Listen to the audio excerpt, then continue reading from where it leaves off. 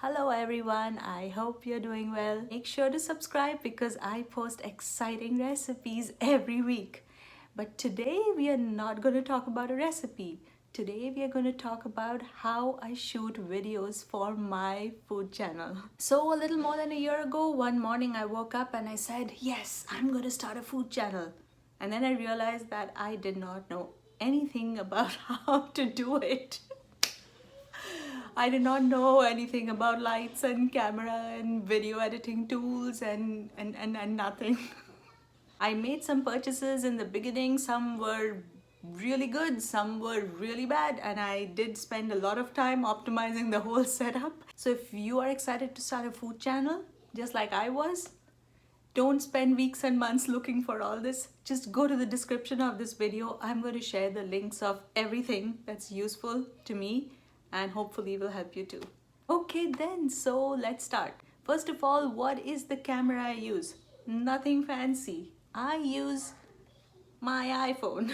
If you have a 4K resolution to shoot your videos with, use that so that your videos look clear. It's time to go to my kitchen. Let's go. So here is my little kitchen, nothing fancy. I have this electric coil type of stove. I wish I had the flame stove, but never mind.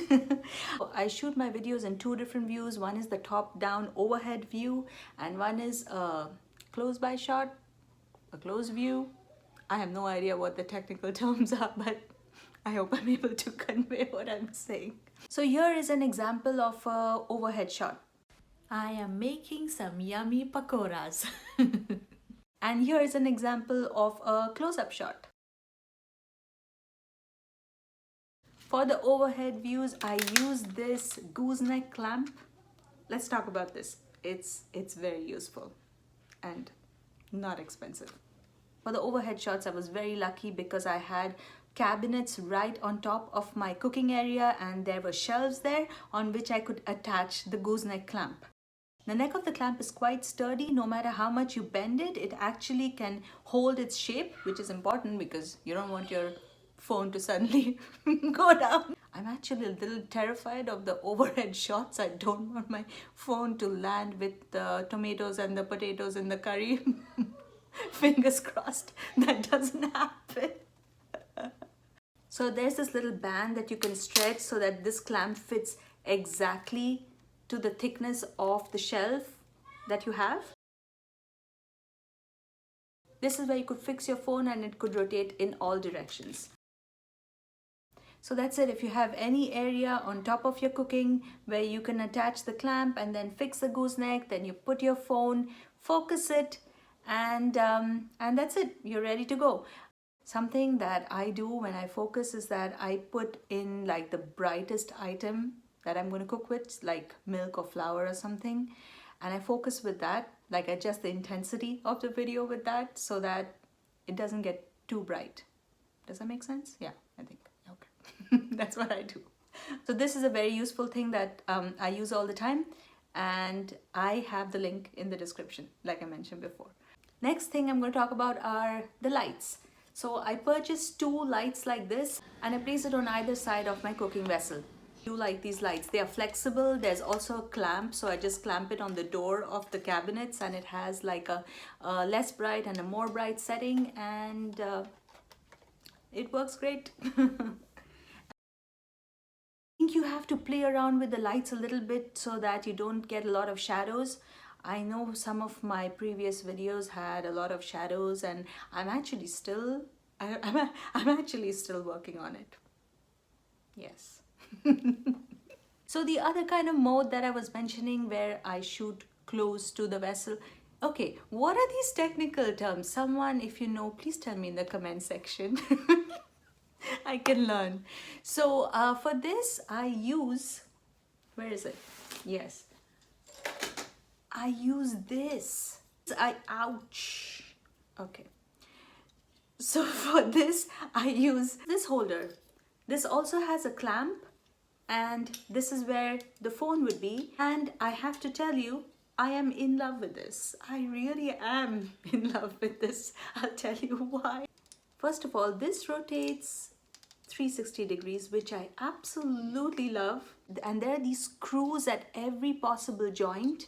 Here, here, here. It gets really tight, so there's no shaking at all when you shoot. So let me show how I use this. The link to this is also in the description. So if you have a table that you can place right next to your cooking area, or I'm very lucky that I have this little shelf that opens from here that I very recently discovered. And then I just fix this on that shelf and then I focus as close to the pan as I want. Easy, right? I wanted my work surface to be black in continuation with my cooking range, and I got this really nice, it's called an oven liner. It's made of Teflon and it's black and thick, and so it's not going to burn easily. And I put this right next to the shooting area, so the background also seems like to have a black color. And you can wipe it down easily, it cleans easily, and I like it. So now I'm going to show you how I shoot my videos when there is no heat involved. I like that the best because I just move the dining table in front of one of my windows and I shoot in natural light. In case it's a cloudy day, I use these lights right next to it. I either shoot directly on the dining table or I have this big round chopping board that I use as my background. So I place my bowl on it and then I use that phone holder that I attach to a plank on the window. I place some heavy weights on the plank so it doesn't fall off and I don't have to do arm exercises. My husband came back from work one day and he was like, "The room looks different. The dining table moved." I said, "Yeah, moved." So if you can shoot in front of a window, that's the best. You don't have to bother about shadows or anything, and the lighting is always on point. So basically 3 pieces of equipment: the gooseneck clamp, the phone holder, and the lights, and yeah, that Teflon cover. All the links are in the description. Okay, now so shooting is done and it's time to edit the videos. It was very important for me that I could edit my videos on my phone because I'm with kids all the time, so when they're playing or when they're sleeping, I have my phone with me and I could work on that. It's so hard. Okay. And if you have an iPhone, you got to use the InShot app. It is the most user-friendly and the easiest app, and most importantly, the free version is more than enough. So I'm going to edit a small video to show you how the app works, but I'm sure once you start using it, you're not going to need any help or any explanation.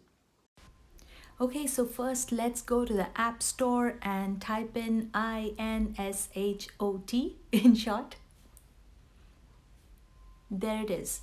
I've already downloaded it, so I'm just going to open it from here, and then you go on to video and press on new and grab the video you want to edit. There you go. The first thing I'm going to do is remove that watermark, and you can easily do that in the free version. This is one of the few editing apps that allows you to do that. The next thing is I just rotated the image and I am going to go on to canvas and try to find the aspect ratio in which I want to show my video in. I just chose the 16:9 ratio and I'm going to zoom in to position it correctly. It looks a little tilted, so what you can do is go on to crop and skew the video a little bit to get it nice and straight. There, that looks better. You can use the cropping tool to crop or skew the image just the way you want it. The next thing you can do is go on to filter and then increase the intensity of the picture or the contrast, and sometimes if the focus of your camera wasn't great, you can go on to sharpen to get a clearer picture. I use that sometimes. Okay, done. The next thing is you can also split your image and delete parts that you don't need. It's really easy. There's everything there.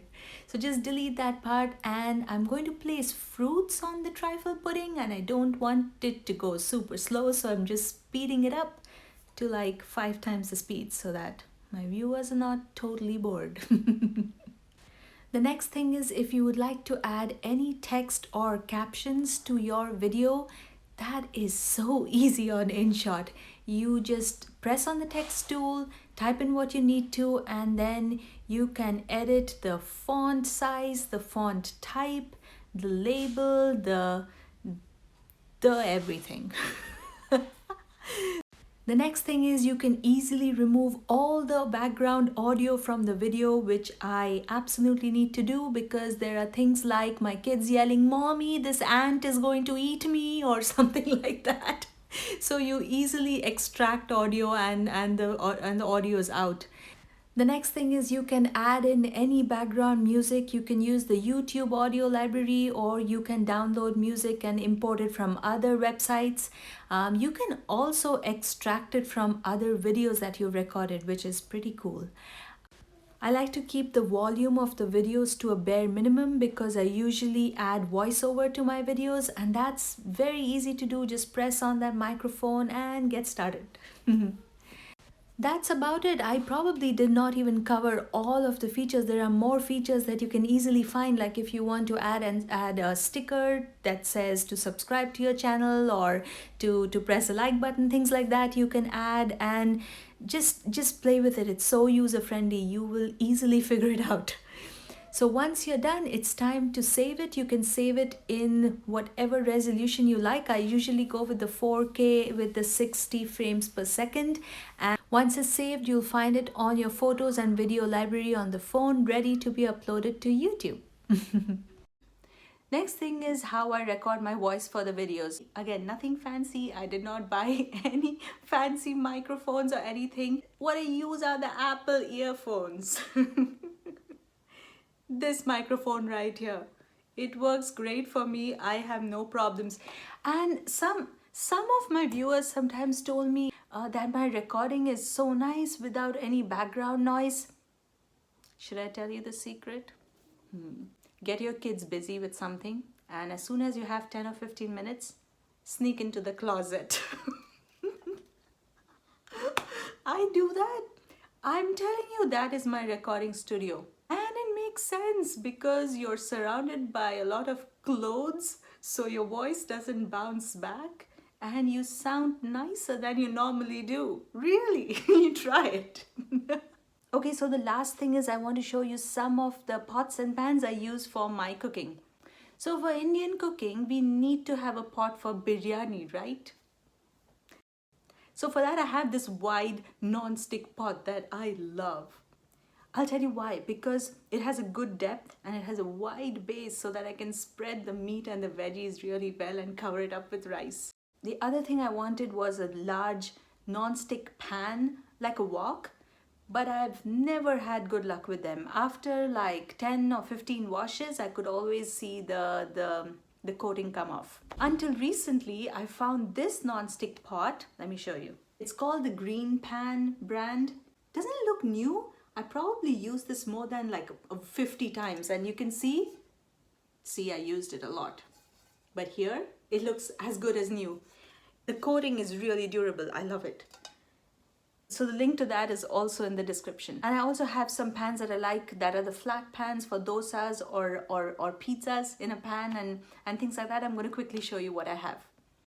I have two different sizes of these non-stick flat pans, one 11-inch one and a 10-inch one, and these have really nice durable non-stick coating. So yeah, the last thing I want is my dosas or pizza to stick to the pan.